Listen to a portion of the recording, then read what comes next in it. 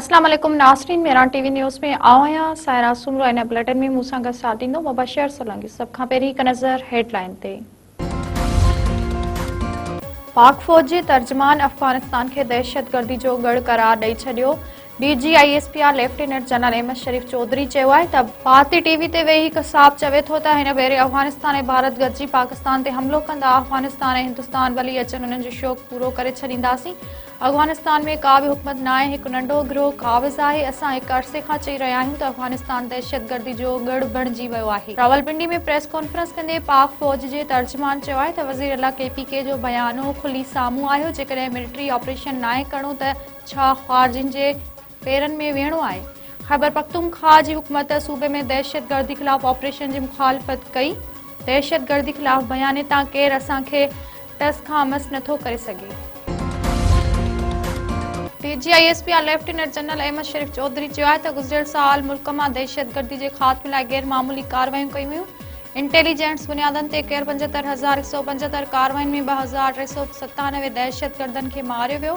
दहशतगर्दी जे वाक़े में 1235 शहरी ऐं सिक्योरिटी एहलकार शहीद थिया। पाक फ़ौज जे तर्जमान चयो आहे त गुज़िरियल साल 27 आपघाती हमला थिया। दहशतगर्दियुनि जा 80% वाक़िया KPK में थिया आहिनि। लेविस फोर्स खे क़ानूनी तौर ते बलूचिस्तान पुलिस में ज़म कयो वियो।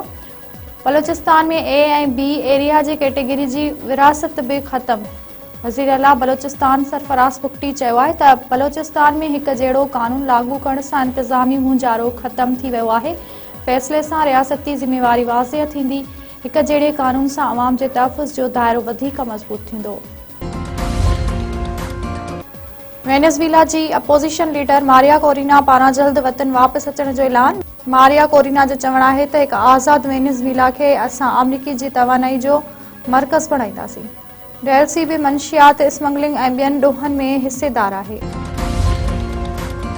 पाकिस्तान पारां वेनेज़ुएला में अमरीकी फ़ौजी कार्रवाई ते ॻणती ज़ाहिर हिक तरफ़ी कार्रवाई खे गॾियल क़ौमुनि जी चार्टर जी बंदकड़ी करार ॾेई छॾियो। सलामती काउंसिल में पाकिस्तान जे नुमाइंदे उस्मान जुदोन चयो आहे त हीउ क़दम केतिरनि ई सालनि ताईं छिकताइण जो सबबु बणिजी सघे थो। UN मंशूर के रियासत ख़िलाफ़ ताक़त जे इस्तेमाल या धमकी खां परे रहण जो पाबंद करे थो। गॾियल क़ौमुनि जो मंशूर ॿियनि जे अंदरूनी मामलनि में मदाख़लत खां रोके थो।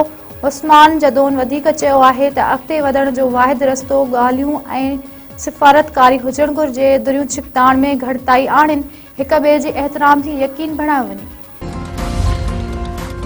सिंध जे मुख़्तलिफ़ इलाइक़नि में कारे मामले बिरादरी तकरार तां औरत समेत 4 ॼणा क़तल। खानपुर वेझो जवाबदार घरवारी खे कारे इल्ज़ाम हेठि गोलियूं हणी क़तल करे छॾियो।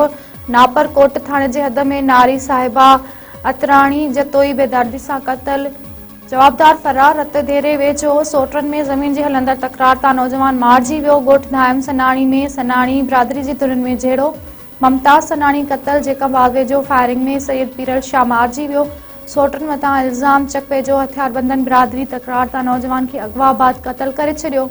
ॻोठ अब्दुल ख़ालिक बडाणी भरिसां इम्तियाज़ बडाणी मारिजी वियो। जवाबदार लाश बि पंहिंजे कब्ज़े में करे वीडियो वायरल करे छॾी। अॻूणे वफ़ाक़ी वज़ीर ग़ुलाम मुर्तज़ा जतोई ऐं अॻूणे सूबाई वज़ीर मसरूर ख़ान जतोई ख़िलाफ़ केसनि जी ॿुधणी 20 जनवरी ताईं मुलतवी। जतोई भाइर बिलावल ज़रदारी क़तल केस ऐं अमीनाणी थाणे ते दाख़िल केस में नौशेरो फिरोज़ ATC में पेश। अदालत वकीलनि जा दलील ॿुधण बाद केसनि जी ॿुधणी 20 जनवरी ताईं मुलतवी करे छॾी। ग़ुलाम मुर्तज़ा जतोई ख़िलाफ़ मोहब्बत डेरो थाणे ते दाख़िल चिड़च वारे केस जी ॿुधणी बि 20 जनवरी ताईं मुलतवी।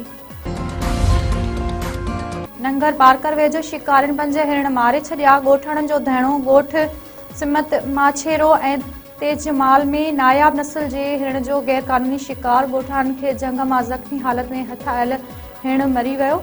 नायाब जानवरनि जी शिकार ख़िलाफ़ रहवासी रोडनि ते निकिरी आया। इस्लामकोट रोड ते धहिणो। ट्रैफ़िक मुअतल। ॻोठाणनि जो चवणु आहे त शिकारी बिना के रोक टोक ते नायाब जानवरनि ऐं पखियुनि जो शिकार कंदा रहनि था। जंगली जीवत खातो शिकारियुनि सां मिलियल ऐं घोर निंड में पियल आहे। नोटिस वठी कार्रवाई कई वञे। नवाबशाह भरिसां कमत सां भरियल ट्रैक्टर ट्राली कल्टी। 2 पवाटड़ू दॿिजी फ़ौत। सांगड़ रोड ते हादसो। फ़ौतुनि जी 60 मेल वासी परवेज़ बिरोही ऐं शाहिद बिरोही तौरु सुञाणप। लाश PMC अस्पताल आंदा विया। ज़रूरी कार्रवाई बद मड़ वारसनि हवाले। रोड़ी में नए साल के जश्न दौरान आतिशबाज़ी में सड़ी ज़ख्मी थियल 2 नौजवान फोत। सखर वासी नवी मेमण ऐं ज़ीशान बंडाणी कराची के अस्पताल में इलाज दौरान दम ॾिनो। सिंधु दरिया के लैंसडाउन पुल ते नए साल के जश्न दौरान 2 नौजवान सड़ी ज़ख्मी थिया हुआ।